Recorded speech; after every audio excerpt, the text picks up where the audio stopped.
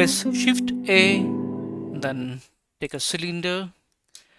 After that, just select this part, then extrude it, scale it a little bit, extrude again, then this part. I'm going to give a little curve, press Ctrl B and give a bevel. Just increase a segment of it.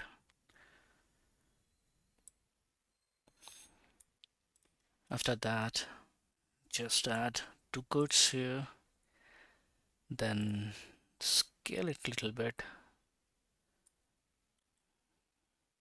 Yeah, cap is ready. And then the below part also, you can extrude a little bit, scale it, scale again, press M, merge in center. Then here we can add one loop. Then the main part, that here we are going to make the design. So first we need to add the cuts. So make sure that this one should be a little bit boxy kind of shape should come. So now it looks like little bit not square, like a little bit rectangle. So I'm going to give cuts again. Yeah, I'm happy with it now. After that, what we have to do, you can go to the front view, then just select this whole part.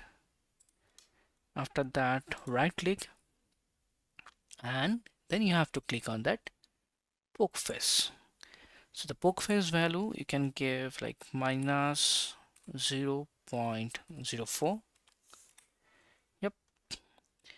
Then what you have to do, you have to select the same parts again, then right click again, poke face again.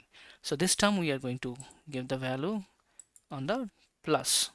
So you can give like plus 0.04. Yep, you're done with that. Hope you like it. See you in the next video.